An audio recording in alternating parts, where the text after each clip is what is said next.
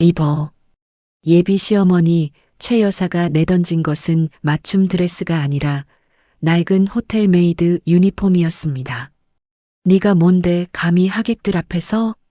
고아원 출신 중소기업 말단 대리가 우리 집안 며느리라고 나란히 서면 그게 격에 맞아 보여? 2,000명의 하객이 모인 약혼 파티에서 예비 며느리는 코트나 받는 하녀로 내몰렸습니다. 영하 10도의 칼바람 속에서 꽁꽁 얼어붙은 그녀에게 돌아온 건 얼굴에 집어 던져진 진흙 묻은 코트와 끝없는 조롱이었어요. 청소부도 안 불러. 네가 직접 닦아. 무릎 꿇고 맨손으로 닦으란 말이야. 깨진 유리 파편 위에 무릎을 꿇린 그녀의 손등을 뾰족한 구두굽이 지식였습니다. 피가 뚝뚝 떨어지는데도 2,000명 중 단 한 사람도 말리지 않았어요. 그런데 말입니다. 그녀가 고개를 들어 가해자들의 얼굴을 하나하나 눈에 새기기 시작한 그 순간 굳게 닫혀있던 연회장의 거대한 문이 벌컥 열렸습니다.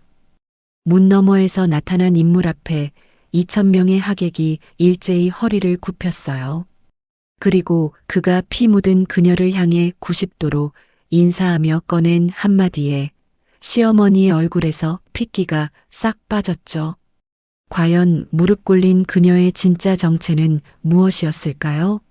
오만했던 시댁 식구들은 어떤 최후를 맞이하게 되었을까요? 사연 시작하기 전에 구독과 좋아요 눌러주시고 지금 어디에서 듣고 계신지 댓글을 남겨주시면 그곳에 행운과 건강이 가득하길 바라겠습니다. 오늘의 사연 시작합니다. 12월의 칼바람이 서울 도심을 휘감던 저녁이었습니다. 강남 한복판 KS 호텔의 정문 앞으로 까만 세단들이 끊임없이 줄을 이었죠. KS그룹 창립 30주년 기념일 겸 후계자 박민우의 약혼 발표를 축하하기 위해 정재계 VIP 하객 2,000명이 모인 자리였습니다. 천장에 대형 샹들리에가 쏟아내는 불빛이 대리석 바닥 위에서 황금빛으로 부서지고 있었어요. 스테이크가 구워지는 고소한 냄새와 값비싼 향수 냄새가 뒤섞여 홀 전체를 가득 채웠습니다. 그런데 이 화려한 파티의 주인공이어야 할 사람은 홀 안에 없었습니다. 영하 10도의 매서운 바람이 몰아치는 호텔 정문 밖이었어요. 32살의 윤지원은 자신의 몸에 전혀 맞지 않는 낡은 호텔 메이드 유니폼을 입고 서 있었습니다. 치마는 발목까지 끌렸고 어깨는 헐렁하게 늘어져 한쪽이 자꾸 흘러내렸죠. 1시간 전 예비 시어머니인 최 여사가 드레스룸에서 이 유니폼을 내던졌습니다. 최 여사가 거울 앞에서 다이아몬드 귀걸이를 매만지며 툭 내뱉었습니다. 입어. 어머님, 이건 대체 뭡니까? 뭐긴 뭐야? 오늘 내 옷이야. 맞춤 드레스? 그런 건 진작에 취소했어. 지원이 구겨진 유니폼을 내려다보며 되물었습니다. 약혼 파티에 메이드 유니폼을 입으라는 말씀이십니까?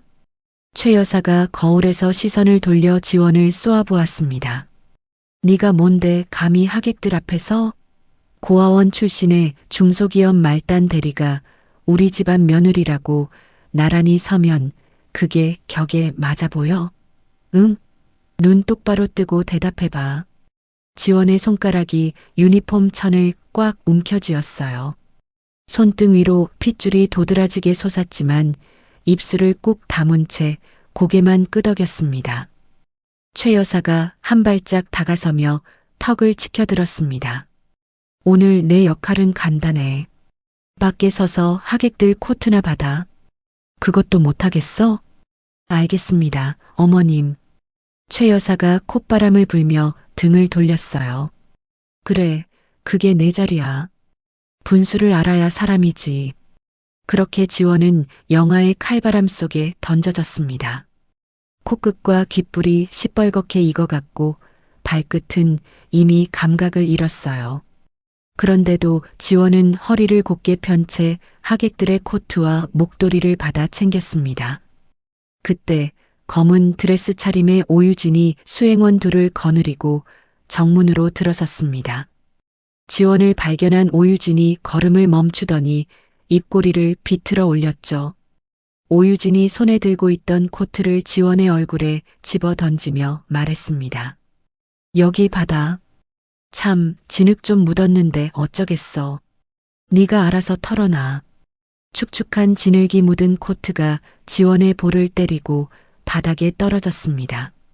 오유진이 킥킥거리며 고개를 갸웃했어요. 어머, 미안. 근데 뭐 원래 허드렛이라는 사람한테 깨끗한 코트를 맡길 수는 없잖아. 그치? 지원은 볼에 묻은 흙을 손등으로 문질러 닦았습니다. 갈색 흙물이 손등에 길게 묻어났지만 아무 말 없이 코트를 옷걸이에 걸었죠. 오유진이 홀 안으로 들어가다 멈춰서서 돌아보았습니다.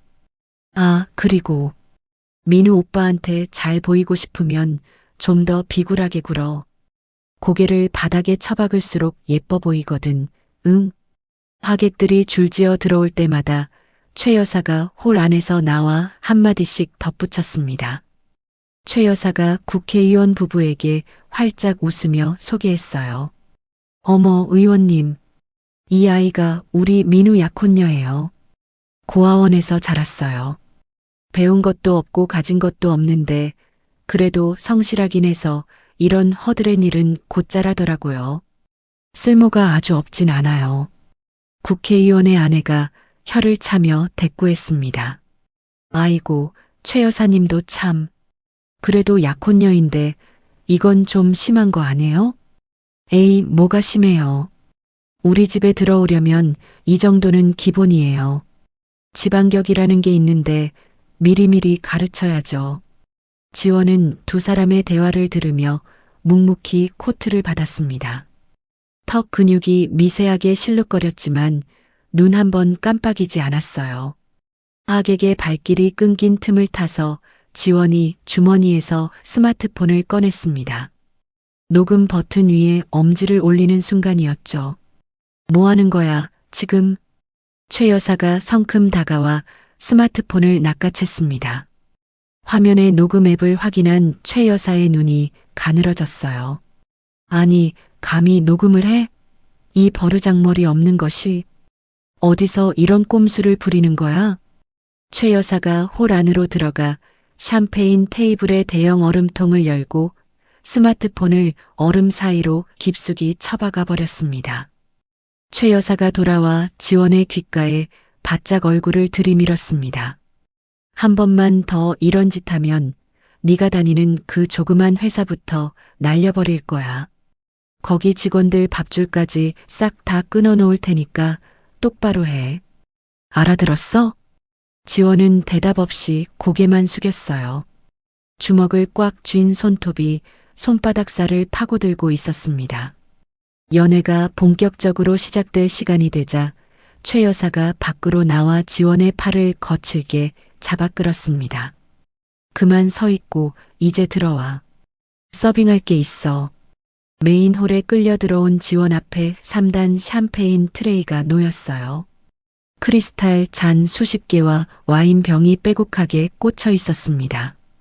2,000명의 하객이 일제히 메이드 유니폼 차림의 지원을 바라보았죠.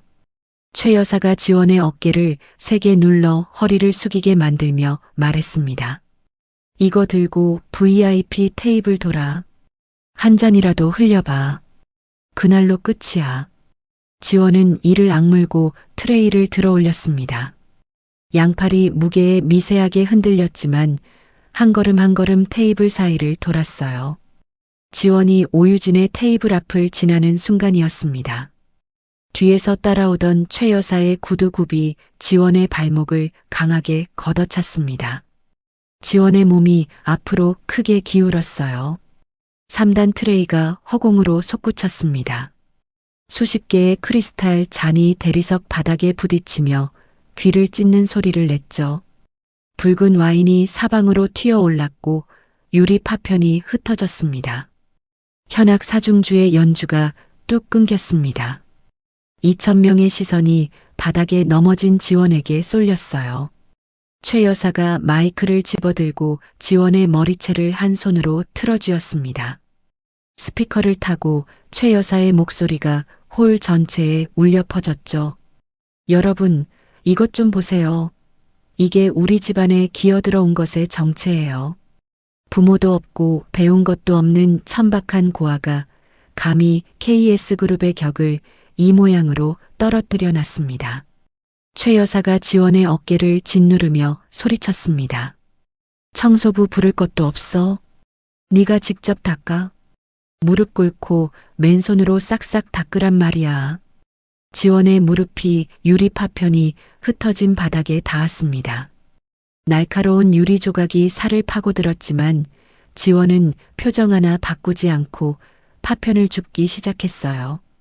그때 오유진이 자리에서 일어나 성큼성큼 다가왔습니다. 뾰족한 스틸레토 힐로 유리 파편을 줍고 있는 지원의 손등을 세게 밟았죠. 피가 손등에서 배어나와 유리 조각 위로 한 방울씩 떨어졌습니다. 오유진이 구두 구발의 지원 손을 내려다보며 비웃었어요. 어머, 손이 참 거칠다. 역시 평생 허드렛 일만 하던 손이라 그런 건가. 안 됐어, 진짜. 2,000명의 하객 중 누구 하나 나서서 말리지 않았습니다. 오히려 여기저기서 스마트폰을 꺼내 촬영하는 손들이 올라왔죠. 뒤늦게 다가온 민우가 지원을 일으켜 세우는 대신 허리를 굽혀 귓가에 입을 갖다 대었습니다. 시끄럽게 하지 마. 어머니랑 유진이가 하라는 대로 조용히 있어. 이 자리가 어떤 자리인데 행패야. 가문의 체면 좀 생각해. 민우가 아무 일 없다는 듯 하객들에게 미소를 지으며 돌아갔어요. 지원은 민우의 뒷모습을 바라보았습니다.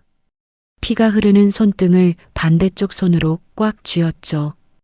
2,000명의 비웃음과 플래시가 쏟아지는 차가운 바닥 위에서 지원은 천천히 고개를 들었습니다. 최 여사의 얼굴, 오유진의 얼굴, 박민우의 뒷모습으로 시선이 느릿느릿 옮겨갔어요. 지원의 눈에는 눈물도 분노도 보이지 않았습니다. 가해자들의 얼굴을 하나하나 새기는 듯한 서늘하고 결연한 빛만이 눈동자 깊은 곳에서 차갑게 타오르고 있었죠. 최 여사가 머리채를 쥔 손에 더욱 힘을 주며 지원을 내려다보았습니다. 그러더니 옆에 있던 웨이터의 손에서 레드와인 한 병을 통째로 빼앗아 들었죠. 최 여사가 와인병을 거꾸로 뒤집으며 말했습니다. 뼈대 있는 가문에 들어오고 싶다며?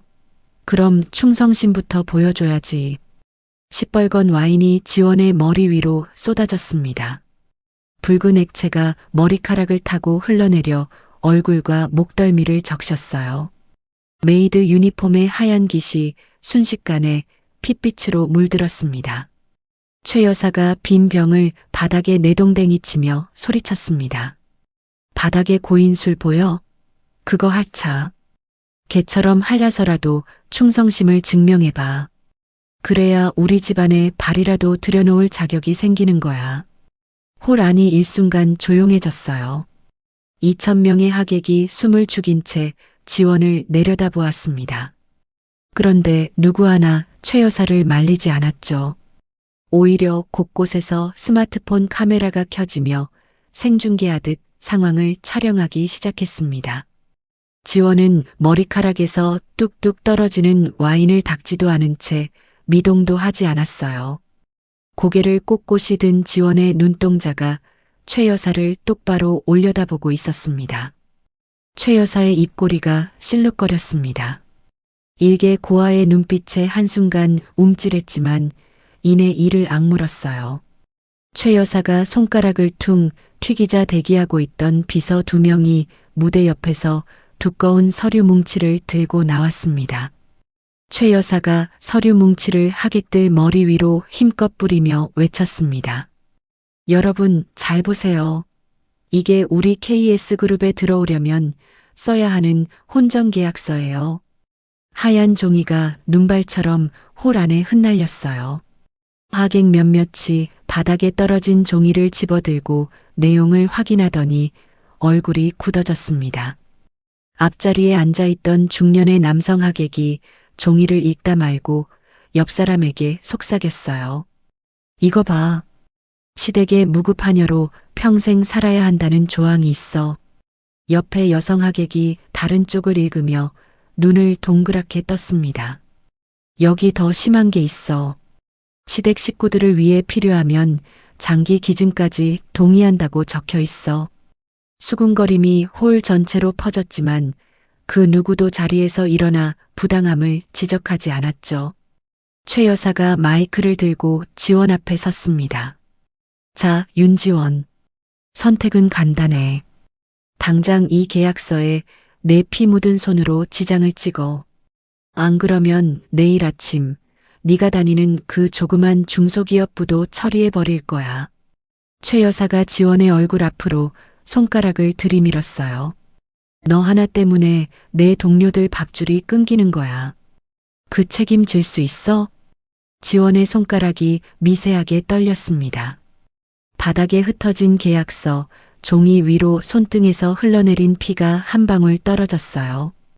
그때 민우가 하객들 사이를 헤치고 나오더니 서류와 볼펜을 집어들었습니다. 민우가 볼펜을 지원의 얼굴 앞으로 던지며 말했죠. 받아. 주제 파악 좀 해. 네가 뭔데 KS그룹 안주인이 되겠다는 거야?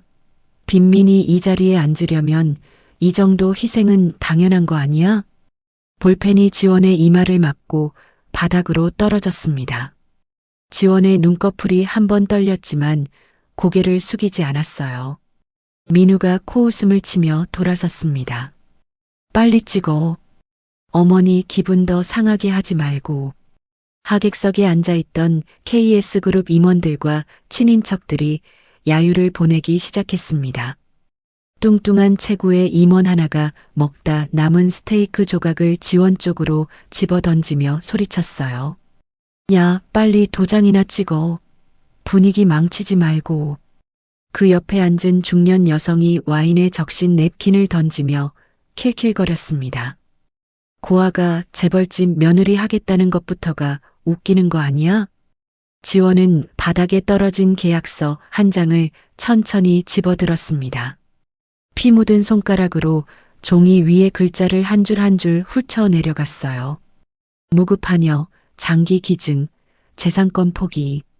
글자 하나하나를 읽어 내려가는 지원의 눈동자가 점점 차갑게 가라앉았습니다. 지원이 계약서를 읽는 동안 홀 안에 팽팽한 정적이 흘렀어요. 지원이 천천히 몸을 일으켜 세웠습니다. 와인에 젖고 피가 묻은 엉망인 차림이었지만 지원의 등은 곧았어요. 어깨에서 발끝까지 한치의 흔들림도 없었습니다. 최 여사의 눈이 가늘어졌죠. 뭐야, 왜 일어나? 누가 일어나래? 지원이 계약서를 두 손으로 쥐고 오유진과 최 여사의 얼굴을 번갈아 바라보았습니다. 그러더니 종이를 두 사람의 얼굴을 향해 매섭게 집어던졌어요. 지원의 입가에 처음으로 차가운 비웃음이 떠올랐습니다. 최 여사가 얼굴에 날아온 종이를 맞고 한 발짝 뒤로 물러섰어요. 눈이 뒤집히며 이성을 잃은 최 여사가 지원의 뺨을 때리기 위해 손을 높이 치켜들었습니다. 이 버르장머리 없는 것이 감히. 그 순간 오유진이 손짓을 하자 대기하고 있던 사설 경호원 대여섯 명이 험악한 표정으로 무대에 난입했습니다. 경호원들이 지원의 양팔을 뒤로 거칠게 꺾었어요. 어깨 관절이 비틀리는 소리와 함께 지원의 무릎이 다시 바닥에 꺾여 내려앉았습니다. 오유진이 팔짱을 낀 채 고개를 갸웃하며 비웃었습니다. 어머, 겁도 없다. 고아가 반항까지 하네. 재미있어, 진짜. 최 여사가 연회장 벽면에 거대한 시계를 가리키며 마이크에 대고 선언했어요. 딱 3분 줄게. 3분 안에 이 서류에 내 피로 지장을 찍고 완벽한 노예가 돼. 안 그러면 내 뼈도 못 추리게 짓밟아 버릴 거야. 최 여사의 목소리가 스피커를 타고 홀 전체를 울렸습니다. 민우가 하객들을 향해 돌아서며 여유롭게 샴페인 잔을 들어 올렸어요. 여러분, 신경 쓰지 마십시오. 작은 해프닝입니다. 자, 건배하시죠. 민우의 건배 제의에 하객들이 어색한 웃음을 지으며 잔을 들었습니다. 폭행당하는 약혼녀를 등진 채 건배하는 민우의 모습을 지원이 올려다보았어요. 홀 안에는 벽시계의 초침 소리만이 무겁게 울려 퍼졌습니다. 경호원에게 팔이 꺾인 채 지원의 숨이 가빠졌죠.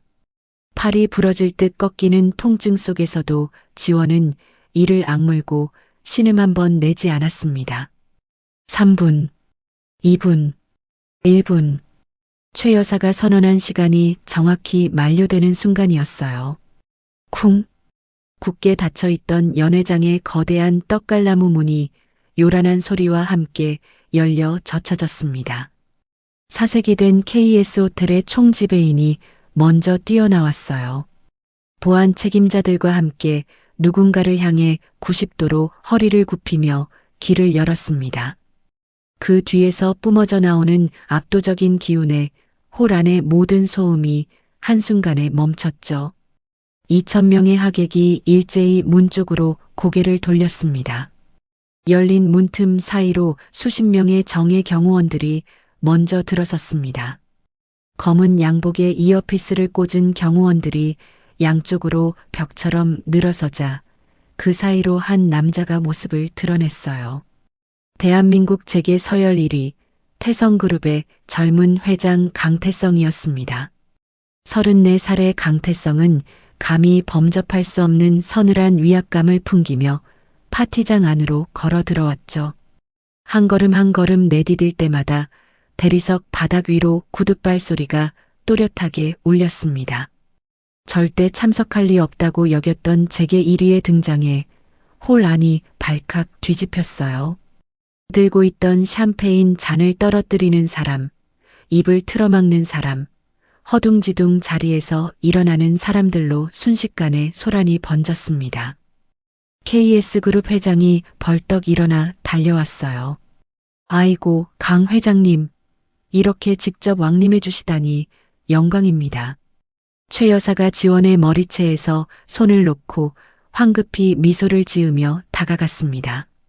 어머, 강 회장님, 오실 줄 몰랐어요. 이쪽으로 모시겠습니다.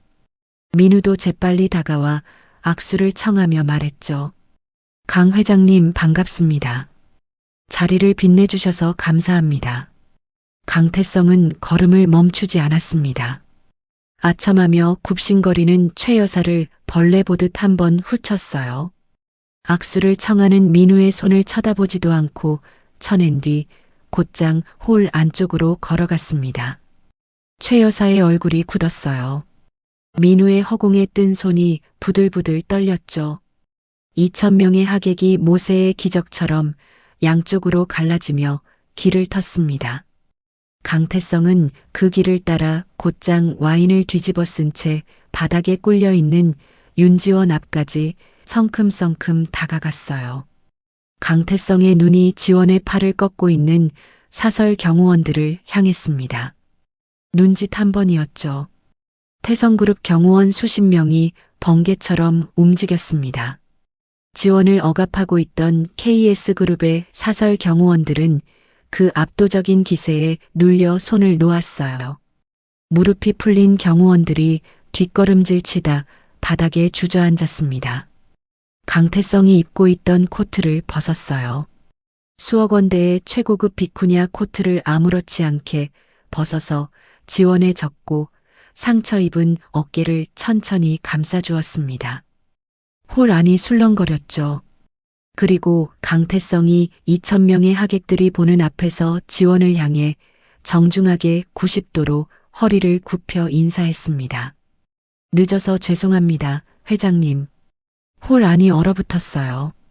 회장님이라는 한마디에 2,000명의 입이 동시에 벌어졌습니다. 최 여사가 눈을 크게 뜨며 더듬거렸죠. 뭐라고? 지금 뭐라고 했어? 민우가 샴페인 잔을 든 채 굳어버린 표정으로 중얼거렸습니다. 회장님? 누구한테 회장님이라고 한 거야? 강태성이 몸을 일으키더니 무대 위에 메인 마이크를 집어들었어요. 최 여사의 손에서 마이크를 빼앗는 게 아니라 아예 무대 위 메인 마이크를 향해 걸어갔죠. 강태성이 마이크를 잡고 2,000명의 하객을 천천히 둘러보았습니다. 홀 안에 숨소리조차 들리지 않았어요. 강태성이 입을 열었습니다. 여러분께 한 가지 알려드릴 게 있습니다. 강태성이 지원을 향해 한 손을 펼쳐 보이며 말했어요. 지금 여러분이 바닥에 꿇어앉혀 놓고 와인을 뒤집어 씌운 이분은 평범한 직장인이 아닙니다. 강태성의 목소리가 스피커를 타고 홀 구석구석까지 울렸습니다.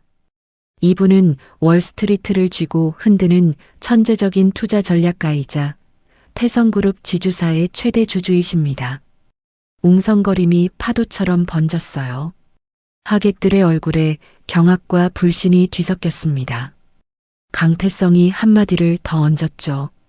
그리고 과거 태성그룹이 파산 위기에 처했을 때 조건 없이 우리를 구해주신 유일한 은인이십니다.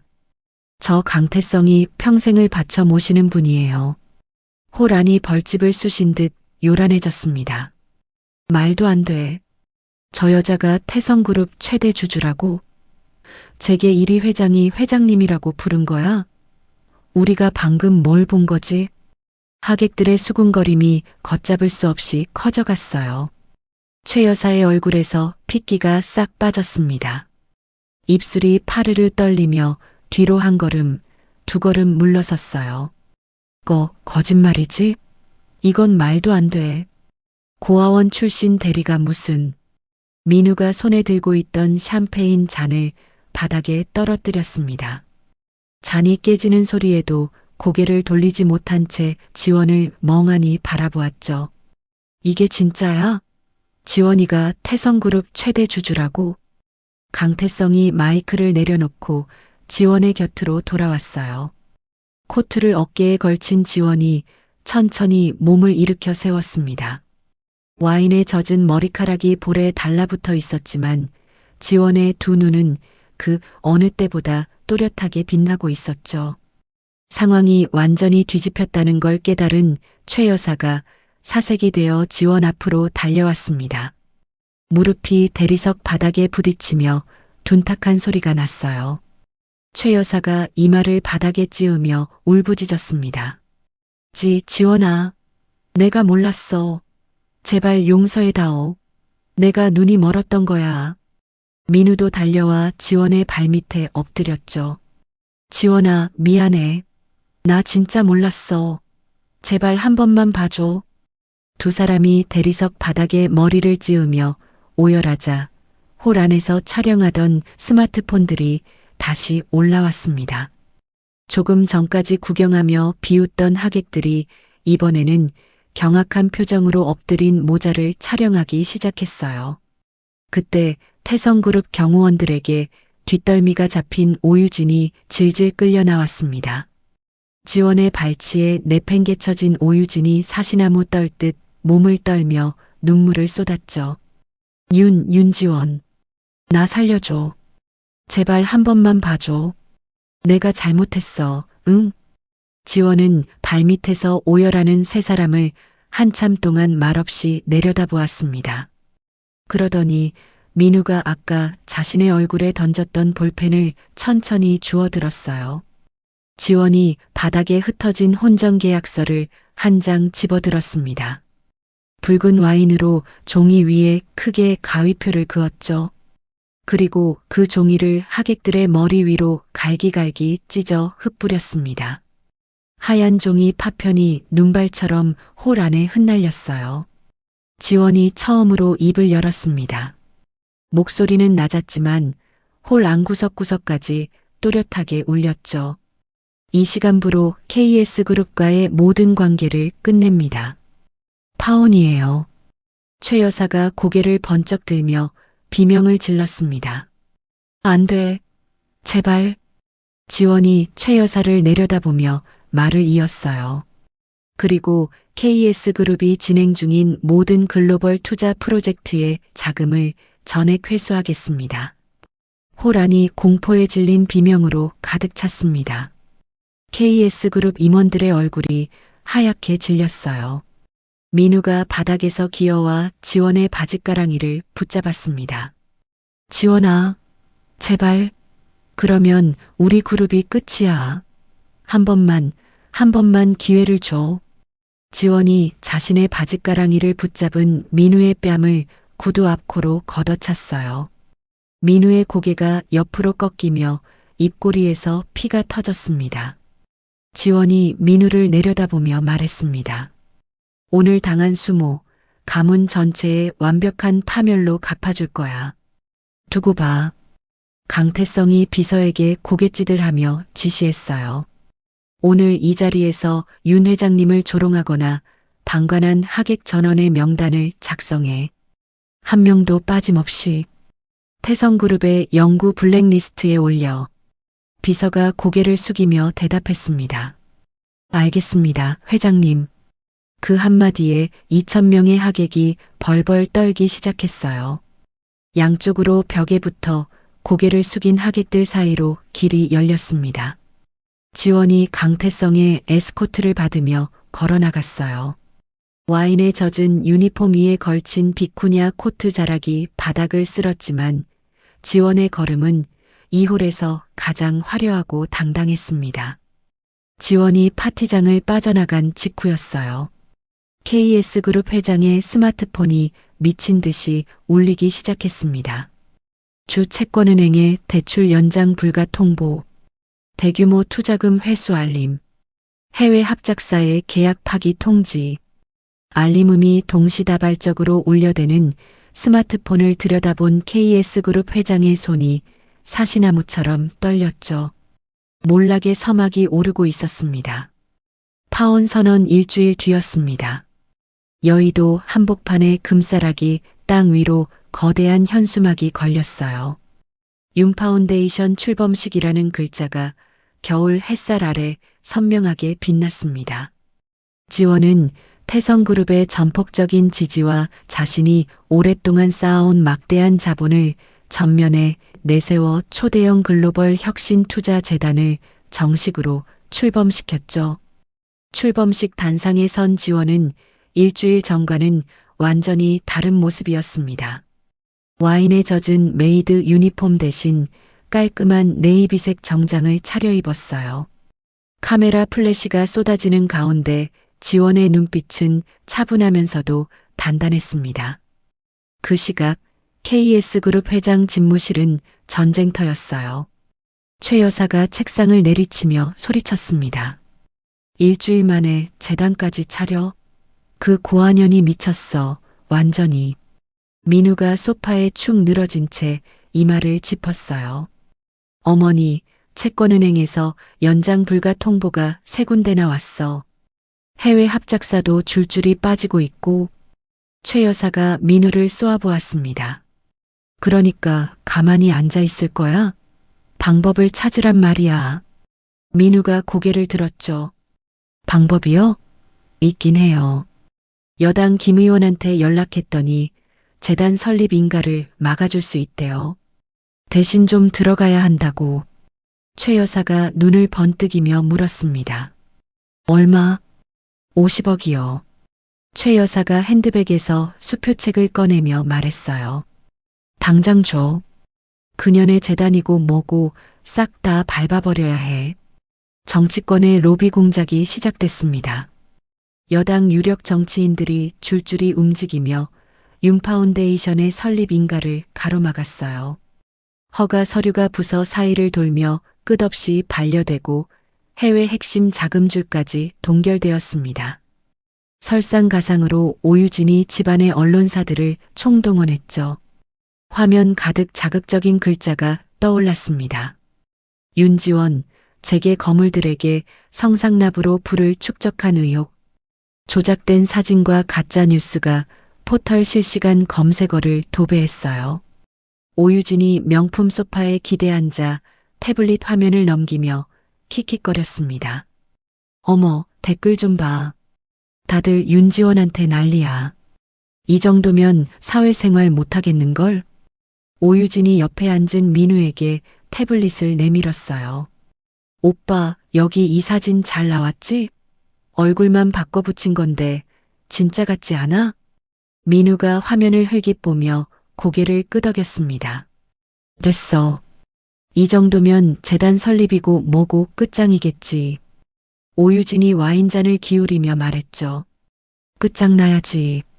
고아 주제에 어디서 설쳐. 정치권의 압박과 여론의 십자포화가 동시에 쏟아지는 속에서 지원은 이를 악물었습니다. 재단 사무실에 홀로 앉아 꺼진 모니터 화면에 비친 자신의 얼굴을 바라보았어요. 주먹을 쥔 손등 위로 아직 아물지 않은 상처가 선명했습니다. 지원이 자리에서 일어나 코트를 집어들었어요. 이 커넥션을 한 번에 끊어낼 사람이 필요했습니다. 서울 변두리의 쪽방촌이었어요. 좁은 골목길에 악취가 진동했고 녹슨 철문 사이로 찬바람이 쉴 새 없이 불어왔습니다. 지원이 골목 끝자락에 허름한 방 앞에 멈춰 섰어요. 문을 두드리자 안에서 빈 소주병이 굴러가는 소리가 들렸습니다. 삐걱거리는 문이 열리고 핏발선 눈의 수염이 덥수룩한 남자가 나타났어요. 38배 김도진이었습니다. 과거 천재 재무설계사로 이름을 날렸지만 지금은 알코올 중독에 빠져 폐인처럼 지내는 사내였죠. 도진이 문틈으로 지원을 올려다보며 쉰 목소리로 물었습니다. 누구야? 뭔데? 김도진 씨 맞으시죠? 윤지원입니다. 도진이 눈을 찡그렸어요. 윤지원? 모르는 사람인데. 6년 전 KS그룹 하청업체 납품단가 후려치기로 도진 씨 어머님 회사가 부도났죠. 도진의 눈빛이 달라졌습니다. 문틈을 잡은 손가락 마디가 하얗게 질렸어요. 지원이 말을 이었습니다. 어머님이 수술이 필요하셨을 때 익명으로 수술비 전액을 보내드린 사람이 있었죠. 도진의 입술이 파르르 떨렸어요. 그게 어떻게... 지원이 도진의 눈을 똑바로 바라보았습니다. 저였습니다. 도진의 무릎이 꺾였어요. 문틈을 잡고 있던 손이 풀리며 바닥에 주저앉았습니다. 당신이? 그때 어머니 살려준 사람이 당신이었어? 지원이 고개를 끄덕였죠. 도진 씨, 저한테는 당신의 머리가 필요합니다. KS그룹을 끝장내야 해요. 도진이 떨리는 손으로 얼굴을 감쌌습니다. 한참을 그렇게 있다가 고개를 들었어요. 핏발선 눈에 눈물이 고여 있었지만 그 안에 오랫동안 꺼져 있던 불꽃이 다시 살아나고 있었습니다. 제 목숨이든 머리든 다 드리겠습니다. 시키는 대로 하겠습니다. 도진이 재단의 수석 전략가로 합류하면서 지원의 컨트롤 타워는 새로운 활력을 얻었어요. 두 사람은 며칠 밤낮을 세워가며 KS그룹과 정치권이 연결된 은밀한 자금 흐름을 추적했습니다. 도진이 모니터 세대를 번갈아 보며 손가락을 짚었어요. 여기요. KS그룹이 하청업체 납품 단가를 후려쳐서 조성한 비자금이에요. 수천억 대입니다. 지원이 화면을 들여다보았죠. 이 돈이 어디로 빠졌어요? 도진이 마우스를 클릭하며 대답했습니다. 스위스 비밀 계좌하고 유령 회사로 빠졌어요. 경로가 복잡하지만 흔적은 다 남아 있습니다. 지원이 턱을 괴며 모니터를 응시했어요. 한참을 생각하던 지원이 입꼬리를 살짝 올렸습니다. 이 증거를 바로 터뜨리지 마세요. 도진이 고개를 갸웃했죠. 왜요? 지금 터뜨리면 바로 끝장낼 수 있는데. 지원이 의자를 돌려 도진을 바라보았습니다. KS그룹만 잡으면 뭐해요. 오유진 가문까지 한 번에 묻어야죠. 지원의 눈빛이 모니터 불빛 아래에서 차갑게 빛났어요. 지금 가짜 뉴스 때문에 우리 재단이 자금난에 시달리는 것처럼 보이잖아요. 그 상황을 이용합시다. 도진이 눈을 크게 떴습니다. 역으로 이용한다고요? 지원이 고개를 끄덕였어요. 가짜 스위스 투자 은행을 하나 만들겠습니다. 수익률 1000%짜리 해외 광산 개발 프로젝트를 미끼로 던질 거예요. KS그룹이 물도록 도진이 무릎을 탁 쳤습니다. 비자금을 수면 위로 끌어올리겠다는 거군요. 네. 탐욕스러운 사람들은 미끼를 안 물 수가 없어요. 지원이 자리에서 일어나며 말했죠. 도진 씨, 그 계좌에 프로그램 하나만 심어주세요. 돈이 들어오는 순간 비자금 세탁 경로가 전 세계 금융 당국 서버로 자동 전송되도록 도진이 주먹을 불끈 쥐며 대답했습니다. 맡겨주세요. 제가 만든 프로그램이면 파리 한 마리도 못 빠져나갑니다. 덫이 놓였습니다. 지원의 계산대로 가짜 뉴스 덕분에 재단이 파산 직전인 것처럼 보였어요. 최 여사와 민우는 그 소식에 샴페인을 터뜨렸죠. 최 여사가 잔을 부딪히며 웃었습니다. 거봐, 내가 뭘 했어. 고한연이 재벌 흉내를 내면 이 꼴이 나는 거야. 민우가 태블릿을 들어보이며 말했어요. 어머니, 이것 좀 보세요. 스위스 투자은행에서 연락이 왔는데 해외 광산 개발 프로젝트 수익률이 1000%래요. 최 여사의 눈이 번쩍 빛났습니다. 1000%? 진짜야? 네. 지원이 자금줄이 말랐으니까 지금이 기회예요. 여기에 돈을 넣으면 우리가 재계 1위도 노릴 수 있어요. 최 여사가 탁자를 치며 일어섰죠. 좋아. 다 넣어. 회사 운전자금이고 퇴직금이고 다 끌어모아. 민우가 고개를 끄덕이며 전화기를 들었어요. 오유진 쪽에도 연락할게요. 유진이네 자본까지 합치면 확실합니다. 오유진 가문의 돈까지 합쳐 천문학적인 자금이 가짜 계좌로 송금되었습니다. 운전자금, 임직원 퇴직금, 사채까지 무리하게 끌어모은 돈이었어요. 거액의 자금이 송금되는 순간이었습니다. 도진이 미리 심어둔 프로그램이 작동했어요. KS그룹의 비자금 세탁 경로가 전 세계 금융 당국 서버로 실시간 전송되기 시작했죠. 지원은 펜트하우스 창 앞에 서서 화려한 서울의 야경을 내려다보았습니다. 입꼬리가 천천히 올라갔어요. 카운트다운 시작이에요. 그 시각 고급 룸살롱에서 최 여사와 민우는 부패 정치인들과 건배를 하고 있었습니다. 최 여사가 잔을 높이 들며 외쳤어요. KS그룹이 재계 1위로 올라서는 나를 위해서 건배. 민우와 정치인들이 잔을 부딪히며 웃었죠. 건배. 아무것도 모른 채 승리감에 도취된 그들의 웃음소리가 룸살롱 안에 울려 퍼졌습니다. 반격의 판을 짠 지 한 달 뒤였습니다. 이른 아침 도진이 재단 사무실로 뛰어들어왔어요. 모니터 화면에 떠오른 숫자를 확인한 도진의 입꼬리가 올라갔습니다. 회장님, 다 들어왔습니다. KS그룹과 오유진 가문의 비자금 전액이 가짜 계좌로 입금 완료됐어요. 지원이 의자에서 일어나 모니터를 확인했죠. 프로그램은요? 정상 작동 중입니다. 비자금 세탁 경로가 지금 이 순간에도 전 세계 금융 당국으로 전송되고 있어요. 지원이 고개를 끄덕이며 전화기를 들었습니다. 강 회장님, 저예요. 터뜨리겠습니다. 전화기 너머로 강태성의 목소리가 들렸어요. 알겠습니다, 회장님. 제 쪽도 준비 완료입니다. 지원이 전화를 끊고 도진을 바라보았습니다. 도진 씨, 글로벌 금융범죄수사대하고 외신에 동시에 보내주세요. 한 군데도 빠짐없이. 도진이 키보드 위에 손가락을 올렸어요. 보냅니다. 엔터키를 누르는 소리가 사무실에 울렸습니다.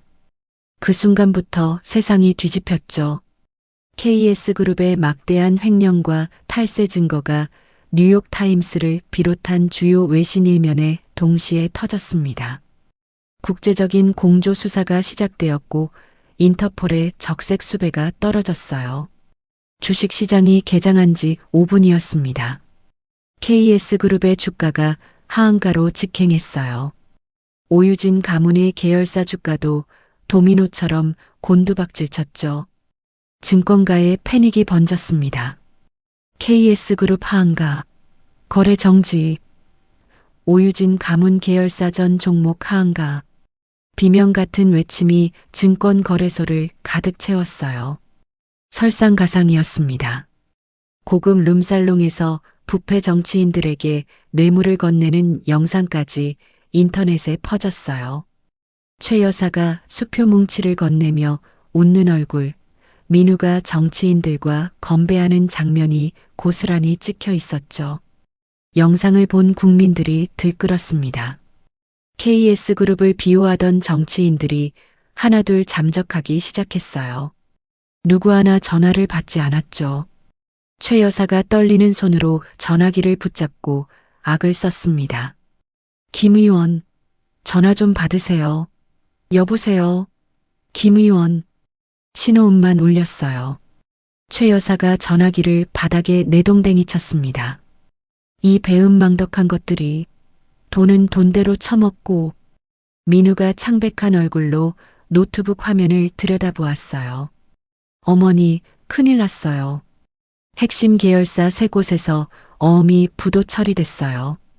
최 여사가 허둥지둥 달려왔습니다. 뭐? 어음 부도?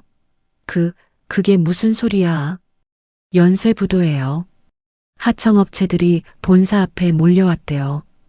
임직원들도 퇴직금 달라고 난리고. 최 여사의 다리가 풀렸어요.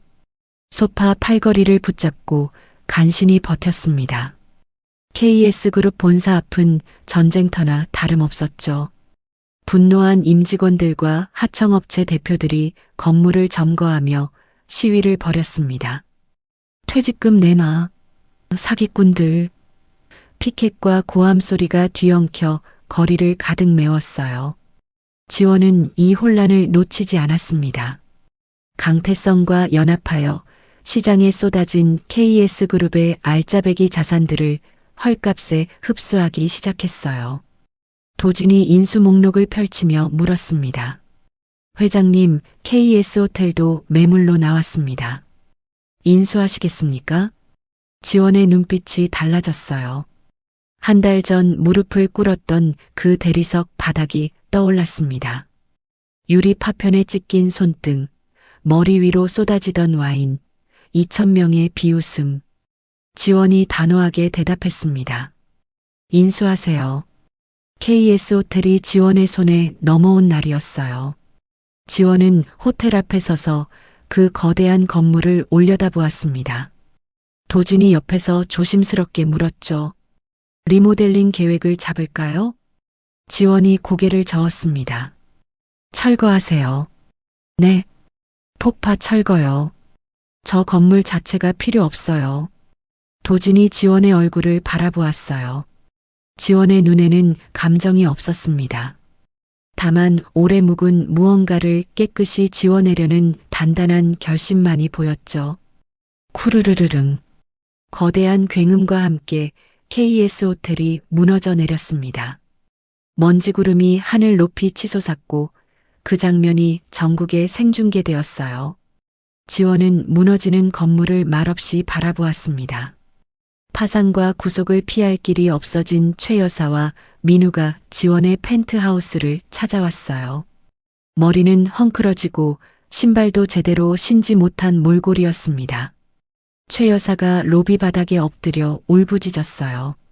지원아, 제발 한 번만 살려줘. 내가 잘못했어. 그때 내가 눈이 멀었던 거야. 민우가 옆에서 무릎을 꿇고 두 손을 비볐습니다. 지원아, 제발 자금 회수만 풀어줘. 이러면 우리 다 죽어. 나 감옥에 가게 생겼다고. 지원의 펜트하우스 로비에 처절한 오열이 울려 퍼졌어요.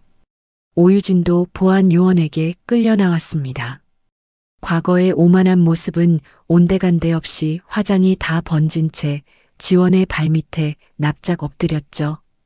윤지원, 제발. 우리 집안 지분만은 돌려줘. 한 번만 봐줘. 응? 내가 빌게. 내가 잘못했어. 지원은 창가에 서서 유리를 닦고 있었어요. 보안 요원들에게 짐짝처럼 질질 끌려나가는 세 사람의 모습을 내려다보았습니다. 지원의 입가에 서늘한 미소가 떠올랐어요. 이틀 뒤 검찰의 압수수색이 시작되었습니다. 최 여사는 보석과 현금 다발을 속옷 속에 숨긴 채 밀항을 시도했어요. 평택항의 낡은 화물선에 몸을 숨기려던 순간 혜경이 들이닥쳤죠. 꼼짝 마. 손 머리 위로 올려. 최 여사가 부두 바닥에 내동댕이 쳐지며 수갑이 채워졌습니다. 속옷 사이에서 쏟아져 나오는 보석과 현금 다발이 카메라에 고스란히 잡혔어요. 이 장면이 전국에 생중계되었죠. KS그룹은 최종 상장 폐지되었습니다. 창업주 일가의 모든 저택과 남은 자산이 경매로 넘어갔어요. 최 여사와 민우, 오유진 가문까지 감옥행과 막대한 빚더미라는 완벽한 파멸을 맞이했습니다. 방해물이 사라진 지원은 철거된 KS 호텔 부지 위에 새로운 건물을 올리기 시작했어요. 소외계층을 위한 대규모 복합문화재단과 첨단 무료 의료센터였습니다. 개관식 당일 수백 명의 정재계 인사들과 외신 기자들이 참석했어요. 지원은 최고급 맞춤 정장을 입고 단상에 올라 기조연설을 마쳤습니다. 제일 앞자리에서 강태성과 김도진이 눈시울을 붉히며 기립박수를 보냈죠. 지원은 그들과 벅찬 눈빛을 교환했습니다. 자신이 피 흘리며 꿇어앉았던 바로 그 땅 위에서 수천 번의 플랫이 세례를 받는 지원의 어깨는 그 어느 때보다 곱고 당당했어요. 재단 개관식이 끝나고 한 달이 지난 평화로운 오후였습니다. 지원은 재단 산하 보육원과 노인 지원센터를 수시로 방문하며 직접 식단을 관리했어요. 특히 보육원에는 지원이 각별히 아끼는 7살 시각장애 아동 하은이가 있었습니다. 지원은 하은이의 입양을 준비하고 있었죠. 그날도 지원은 보육원에 들러 하은이의 머리를 쓰다듬으며 말했어요. 하은아, 오늘 점심 뭐 먹었어? 하은이가 지원의 손을 꼭 잡으며 웃었습니다. 된장국이요. 맛있었어요, 이모. 그래, 많이 먹었어? 네, 2그릇이나 먹었어요. 지원이 하은이의 볼을 살짝 꼬집으며 웃었죠. 우리 하은이 잘 먹으니까 이모가 기분이 좋다. 하은이가 지원의 목에 팔을 감으며 속삭였어요. 이모, 언제 우리 같이 살아요? 지원의 눈가가 촉촉해졌습니다. 고지야, 조금만 기다려. 그로부터 2시간 뒤였어요. 지원의 전화기가 미친 듯이 울렸습니다. 화면에 뜬 이름은 보육원 원장이었죠. 회장님, 큰일 났습니다. 아이들이 피를 토하고 쓰러지고 있어요. 지원의 손에서 전화기가 미끄러질 뻔했어요. 뭐라고요? 지금 무슨 소리예요? 노인 지원센터 쪽에서도 연락 왔어요. 거기도 똑같대요. 300명 넘게 쓰러졌다고. 지원이 차 키를 움켜쥐고 뛰어나갔습니다. 보육원에 도착한 지원의 눈앞에 지옥이 펼쳐졌어요. 아이들이 바닥에 쓰러져 구토를 하고 있었습니다. 노인들이 배를 움켜쥐고 신음하며 피를 토했어요. 구급차의 사이렌 소리가 사방에서 울려 퍼졌죠. 지원이 보육원 안으로 뛰어들며 소리쳤습니다. 하은이는 어디 있어요? 원장이 울먹이며 대답했어요. 중환자실로 실려갔어요. 상태가 제일 심각해요. 급성 심부전이래요. 지원의 다리에서 힘이 빠졌습니다. 벽을 짚고 간신히 서 있었지만 온몸이 나뭇잎처럼 떨렸어요. 병원 중환자실 앞에 도착한 지원은 유리창 너머로 하은이를 바라보았습니다. 온몸에 관이 꽂힌 채 작은 가슴이 겨우 오르내리고 있었어요. 지원이 유리창에 이마를 갖다 대며 중얼거렸죠. 하은아, 버텨. 제발 버텨줘. 그런데 이때 언론이 움직이기 시작했습니다.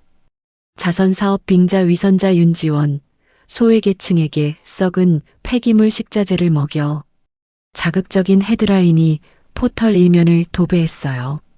방송마다 지원의 얼굴이 나왔고 댓글창은 욕설로 뒤덮였습니다. 지원은 식음을 전폐한 채 여러 병원 응급실을 돌며 피해자들의 상태를 확인했어요. 그런데 병원 앞에서 기다리고 있던 보호자들이 지원을 발견했습니다.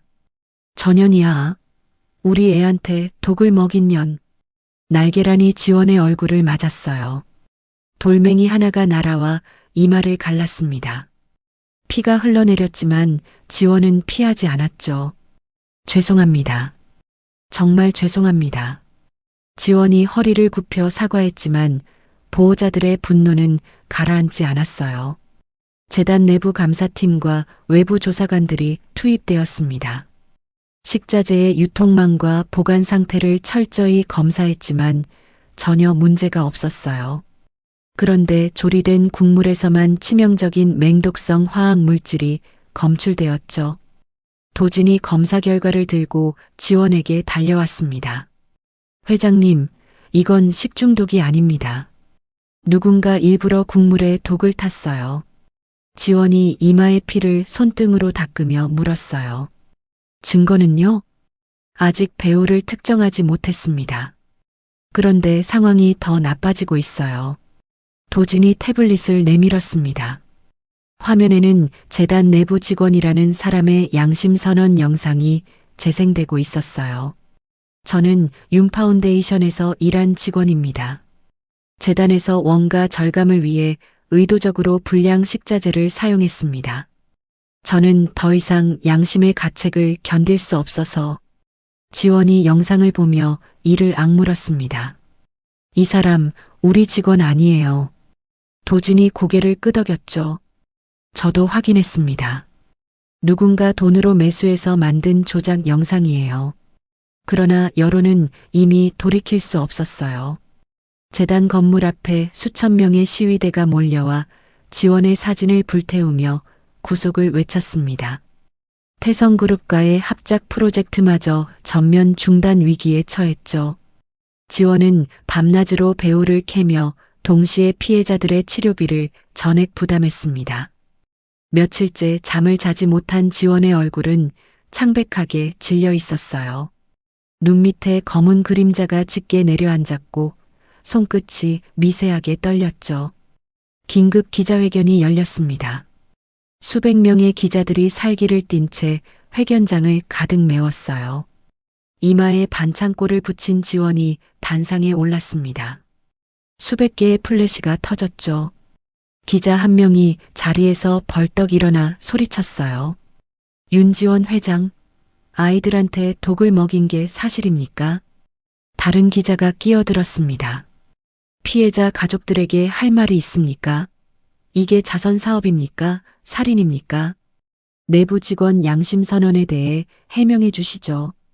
날선 질문들이 폭격처럼 쏟아졌어요. 지원이 떨리는 손으로 마이크를 잡았습니다.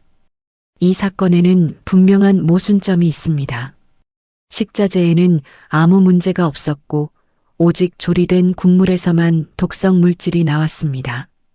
이것은 누군가 고의로. 지원의 말이 거기서 끊겼어요. 숨이 가빠지기 시작했습니다. 이마에서 식은땀이 비 오듯 쏟아졌죠. 지원이 심장 부근을 꽉 움켜쥐었어요. 마이크를 잡은 손에서 힘이 빠졌습니다. 회장님, 도진이 객석에서 벌떡 일어났어요. 지원의 몸이 앞으로 기울었습니다. 단상 위로 쓰러지는 지원의 입에서 피가 쏟아졌어요. 수백 대의 카메라가 돌아가는 가운데 지원의 몸이 바닥에 부딪히며 둔탁한 소리를 냈습니다. 살려주세요. 구급차 불러.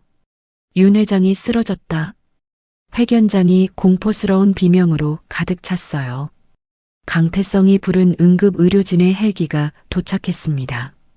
들것에 실린 지원의 얼굴은 종이처럼 하얗게 질려 있었죠. VIP 병동으로 이송된 지원의 진단 결과가 나왔어요. 과로와 극도의 스트레스로 인한 급성 심부전이었습니다. 의사가 중환자실 앞에서 강태성과 도진에게 말했어요. 자가 호흡이 불가능한 상태입니다. 깊은 혼수 상태에 빠졌어요. 언제 깨어나실지 저희도 장담할 수 없습니다. 강태성의 주먹이 벽을 세게 내리쳤습니다. 도진이 두 손으로 얼굴을 감싼 채 복도 벽에 등을 기대고 천천히 주저앉았어요. 중환자실 안에서 생명유지장치의 기계음만이 일정한 간격으로 울리고 있었습니다. 지원이 중환자실에 입원한 다음 날 아침이었습니다. 강태성이 태성그룹 본사 긴급회의실에 도진을 불러 모았어요. 테이블 위에는 재단 관련 서류와 소송 자료가 산더미처럼 쌓여 있었습니다. 강태성이 넥타이를 풀어헤치며 말했어요. 슬퍼할 시간 없습니다. 지금 재단 경영권이 흔들리고 있어요. 도진 씨, 언론 대응부터 시작합시다. 도진이 충혈된 눈으로 고개를 끄덕였습니다. 가짜 뉴스 퍼뜨린 언론사 전부 고소장 넣겠습니다. 내부 조작 영상건도 디지털 포렌식 결과 나오는 대로 바로 맞고서 들어갈게요. 강태성이 비서를 돌아보며 지시했어요. 재단 경영권 방어 태세 들어가. 이사회 긴급 소집하고 외부 공격에 대한 법적 대응 라인 전부 가동해. 비서가 고개를 숙이며 대답했습니다. 알겠습니다, 회장님. 그런데 예상치 못한 일이 벌어졌어요. 지원이 의식불명으로 쓰러졌다는 소식이 전해지자 전국 각지에서 사람들이 병원과 재단으로 몰려들기 시작한 겁니다. 가장 먼저 찾아온 건 대형 로펌의 젊은 변호사 20명이었어요. 선두에 선 변호사가 도진을 찾아와 명함을 내밀었습니다. 윤 회장님의 장학금으로 사법고시 합격한 사람들입니다. 무보수로 변호인단을 꾸렸습니다. 도진이 명함을 받아들며 물었어요. 검찰에서 구속수사 시도하고 있는 거 알고 계시죠? 변호사가 단호하게 대답했습니다. 알고 있습니다. 온몸으로 맡겠습니다. 회장님이 눈 뜨실 때까지 단 한 발짝도 못 들이밀게 할 겁니다. 같은 시각 병원 VIP 병동 앞에도 사람들이 줄을 섰어요. 지원이 과거 병원비를 전액 내주어 살려낸 의사 5명이 자발적으로 모여든 겁니다. 수석 의사가 강태성에게 말했습니다. 강 회장님, 경쟁사 쪽에서 접촉해 왔습니다. 윤 회장님 치료에서 손을 떼면 거액을 주겠다고. 강태성의 눈이 가늘어졌어요. 뭐라고 하셨습니까? 수석 의사가 주머니에서 수표를 꺼내 강태성 앞에서 2조각으로 찢었습니다. 이걸로 대답을 대신하겠습니다. 제 목숨이 있는 한 윤 회장님 곁을 지키겠습니다. 강태성이 수석 의사의 손을 꽉 잡았어요. 감사합니다. 한편 도진은 경찰보다 한 발 앞서 움직이고 있었습니다. 탐사보도 전문 기자 한 명을 끌어들였어요. 기자가 도진의 사무실에 앉아 자료를 넘기며 말했습니다. 김도진 씨, 이건 단순 식중독이 아니에요. 배우가 있다는 거죠? 도진이 모니터를 돌려 보여주었어요. 식자재에는 아무 문제가 없었어요. 국물에서만 독성 물질이 나왔습니다. 누군가 조리 과정에서 직접 넣었다는 뜻이에요. 기자가 눈을 빛냈죠. 그러면 보육원 주변 사설 폐쇄 회로 카메라를 뒤져야겠네요. 이미 목록은 뽑아놨습니다. 같이 움직이시죠. 도진과 기자는 밤을 새워가며 보육원 주변의 사설 폐쇄 회로 카메라 수백 대를 뒤졌습니다. 폐기물 처리장의 기록까지 샅샅이 확인했어요. 사흘째 되는 새벽이었습니다. 기자가 모니터 앞에서 소리쳤어요. 찾았다. 이거 봐요. 도진이 달려왔습니다. 화면에는 사건 전날 밤 식자재 창고 환풍구를 통해 잠입하는 남자의 모습이 찍혀 있었어요. 검은 모자를 쓴 남자가 국물통 뚜껑을 열고 작은 병에서 액체를 주입하는 장면이 고스란히 담겨 있었죠. 도진이 화면을 확대했습니다. 환풍구 볼트에서 지문도 나왔어요. 기자가 주먹을 불끈 쥐었어요. 이거면 됩니다. 배우까지 캘 수 있어요. 변호인단과 기자의 공조 취재망이 좁혀지기 시작했습니다. 지문과 영상 분석을 통해 범인의 신원이 특정되었어요. 전문 브로커였습니다. 도진이 강태성에게 보고했어요. 범인이 특정됐습니다. 전문 브로커인데 내일 새벽 밀항선을 타고 해외로 도주할 계획이에요. 강태성이 자리에서 벌떡 일어났습니다.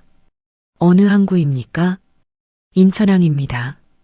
강태성의 눈에 살기가 떠올랐어요. 내 경호팀을 보내겠습니다. 그자가 배에 발을 딛기 전에 잡아야 합니다. 새벽 어둠이 깔린 인천항 부두였습니다. 검은 모자를 쓴 남자가 주위를 살피며 낡은 화물선을 향해 빠르게 걸어갔어요. 그 순간 사방에서 손전등 불빛이 쏟아졌습니다. 태성그룹 경호원들이 도주로를 완전히 막았죠. 꼼짝 마. 남자가 몸을 돌려 달아나려 했지만 경호원 2명이 뒷덜미를 잡아 부두 바닥에 내리꽂았어요. 강태성이 남자 앞에 쪼그려 앉으며 나직하게 말했습니다. 누가 시켰나? 순순히 말해. 아니면 이 바다에 빠뜨려도 아무도 모를 거야. 남자가 사시나무 떨듯 입을 열었어요. 네, 대한그룹이요. 대한그룹 회장이 직접 지시했어요. 제발 살려주세요. 강태성이 천천히 일어서며 경호원에게 말했습니다. 경찰에 넘겨. 자백 영상이랑 같이. 브로커의 자백이 터지자 모든 것이 쏟아져 나왔어요. 대한그룹 회장이 브로커에게 범행을 지시하는 녹취록, 비자금 거래 내역까지 전부 확보되었습니다. 기자가 특종 기사를 전국 주요 포털과 방송에 동시에 쏟아냈어요. 대한그룹 회장, 보육원 독극물 테러 배후 지시 확인. 대한민국이 발칵 뒤집혔습니다. 대한그룹 회장이 긴급 체포되었어요. 수갑을 찬 채 검은 차에 실려가는 모습이 전국에 생중계되었죠.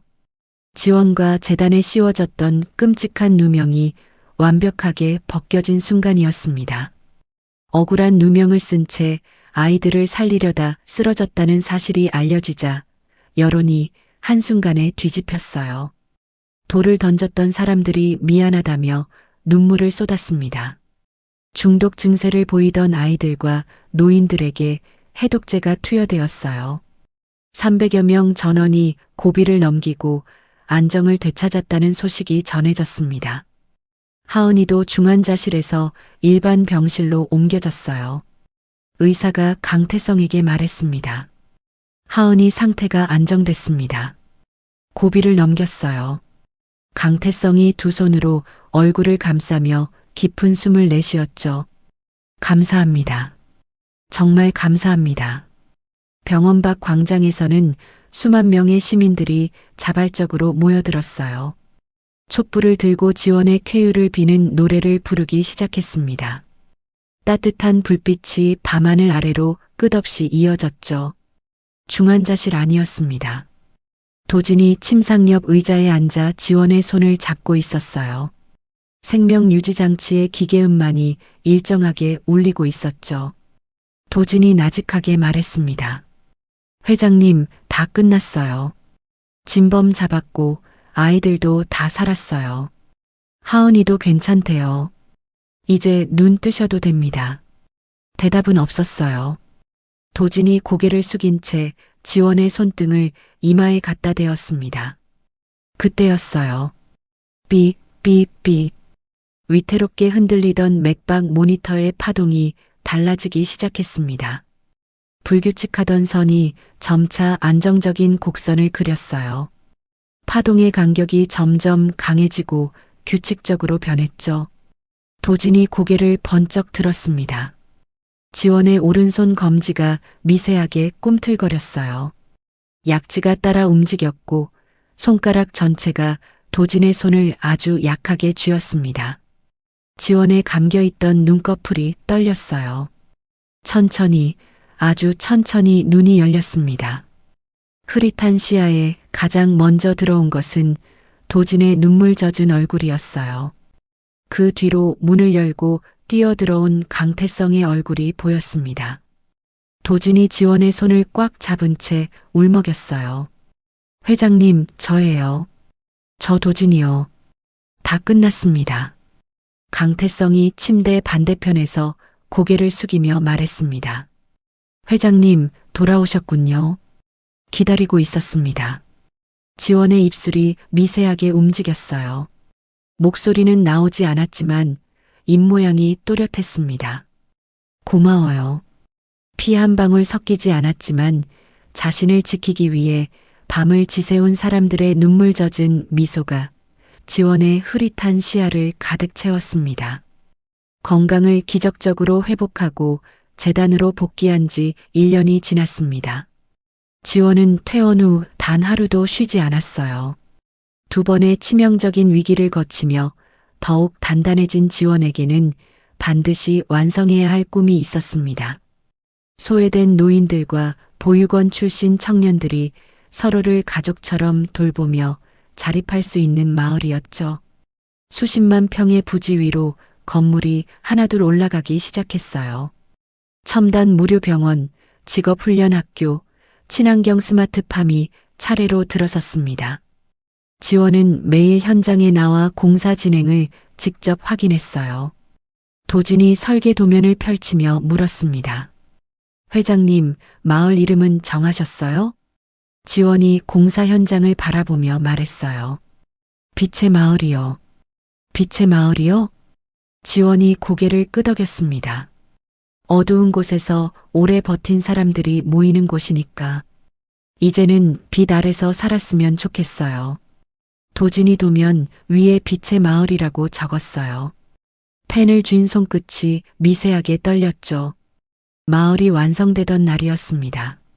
정문에 빛의 마을이라는 글자가 새겨진 현판이 걸렸어요.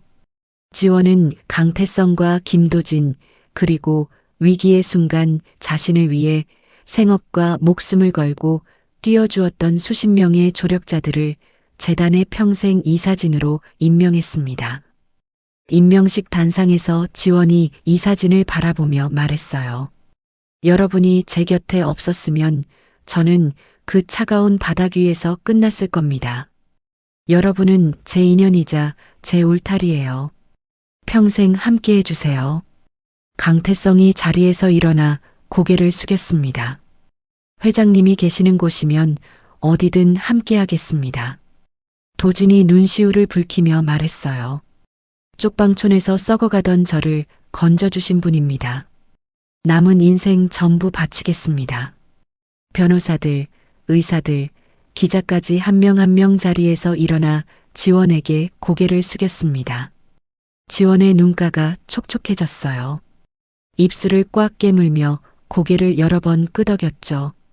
하은이가 지원의 다리를 껴안으며 고개를 들었습니다. 엄마, 울어? 지원이 하은이를 안아올리며 웃었어요. 아니, 안 울어. 기분이 좋아서 그래. 하은이가 지원의 볼에 작은 손을 갖다 대며 말했습니다. 엄마, 여기 물 묻었어. 지원이 하은이의 이마에 입을 맞추며 웃었죠. 그러네. 물이 묻었네. 빛의 마을에 첫 번째 입주민들이 들어왔습니다. 갈 곳 없던 노인들이 따뜻한 방에 짐을 풀었어요. 보육원을 나온 청년들이 직업훈련학교에 등록했습니다. 서로 이름도 모르던 사람들이 식당에 모여 밥을 먹으며 조금씩 웃음을 되찾았죠. 같은 시각 살을 에이는 겨울바람이 부는 서울역 뒷골목이었습니다. 음침하고 악취나는 무료 급식소 앞에 긴 줄이 늘어서 있었어요. 줄 맨 뒷자리에 낡고 찢어진 패딩을 입은 2사람이 서 있었습니다. 때가 낀 얼굴에 갈라진 입술, 언손을 호호 불며 차례를 기다리는 모습이었죠. 최 여사와 박민우였습니다. 출소 후 갈 곳을 잃은 2사람은 노숙자로 전락한 지 오래였어요. 한때 2,000명의 하객 앞에서 오만을 떨며 남을 짓밟던 모습은 어디에도 없었습니다. 최 여사가 언손을 비비며 중얼거렸어요. 민우야, 오늘은 밥 좀 먹을 수 있겠지? 민우가 코를 훌쩍이며 대답했습니다. 모르겠어요, 어머니. 어제도 순서 밀려서 못 먹었잖아요. 최 여사가 한숨을 내쉬었어요. 그래도 기다려보자. 오늘은 되겠지. 줄이 천천히 앞으로 움직였습니다. 한 사람, 두 사람 식판을 받아들고 안으로 들어갔어요. 드디어 최 여사와 민우의 차례가 다가왔죠. 그런데 바로 앞에서 배식 담당자가 손을 저었습니다. 죄송합니다. 오늘 밥이 떨어졌어요. 민우의 얼굴이 일그러졌어요. 뭐라고? 우리 앞에서 떨어진다고? 어쩔 수 없어요. 내일 다시 오세요. 민우가 이성을 잃었습니다. 옆에 있던 노숙자의 식판을 낚아채려 했어요. 이거 내놔. 내가 먼저야. 노숙자가 식판을 빼앗기지 않으려고 버텼습니다. 뭐 하는 거야, 이 자식이. 주변에 노숙자 서너 명이 달려들어 민우를 밀치고 주먹을 휘둘렀어요. 민우가 쓰레기 더미 옆에 나동그라졌습니다. 코에서 피가 터져 나왔죠. 최 여사가 피투성이가 된 민우에게 달려가 부둥켜 안았어요. 민우야, 괜찮아? 민우야. 최 여사가 아들을 안은 채 울부짖었습니다. 차가운 골목에 처절한 울음소리가 울려 퍼졌죠. 그 순간 도심의 초대형 전광판에 환한 불이 켜졌습니다. 화면에 익숙한 얼굴이 떠올랐어요. 세계적인 혁신 재단의 의장으로서 눈부시게 웃고 있는 윤지원의 특집 방송이었습니다. 진행자의 목소리가 거리에 울렸어요. 윤지원 의장이 세운 빛의 마을이 올해 가장 혁신적인 복지 사업으로 선정되었습니다. 화면이 바뀌었죠. 빛의 마을에서 하은이가 시력 회복 수술을 받고 처음으로 눈을 뜨는 장면이 나왔어요. 하은이가 지원의 얼굴을 처음 보며 두 팔을 벌렸습니다. 엄마, 엄마 얼굴이 보여. 엄마 예뻐. 지원이 하은이를 꼭 안아 올리며 웃었어요. 눈물이 볼을 타고 흘러내렸지만 지원은 웃고 또 웃었습니다. 전광판 속 지원의 눈부신 모습을 골목 바닥에 주저앉은 최 여사가 멍하니 올려다보았어요. 최 여사의 입술이 파르르 떨렸습니다. 저 아이가 내가 바닥에 꿇어앉혀 놓고 와인을 부었던. 민우가 피투성이 얼굴로 전광판을 올려다보았어요. 내가 볼펜을 던지고 가문의 체면이나 생각하라고 했던. 두 사람은 그제야 깨달았습니다. 자신들이 오만함으로 걷어찬 것이 단순한 며느리가 아니라 구원의 동아줄이자 천국으로 가는 마지막 기회였다는 것을 말이에요. 최 여사가 차가운 아스팔트에 얼굴을 파묻었습니다. 민우가 옆에서 주저앉으며 두 주먹으로 바닥을 내리쳤어요. 두 사람의 통곡 소리가 골목을 울렸습니다. 그러나 그 처절한 울음은 지나가는 자동차 경적 소리와 붐비는 도시의 소음에 비참하게 묻혀버렸어요. 길바닥의 모자에게 동정의 눈길을 주는 사람은 아무도 없었죠. 전광판 속 방송이 이어졌습니다. 지원이 카메라를 바라보며 말했어요. 삶의 진정한 반전은 누군가를 짓밟는 데 있는 게 아닙니다. 나의 가치를 알아주는 사람들과 함께 끝없이 성장하고 든든한 울타리를 만드는 데 있어요.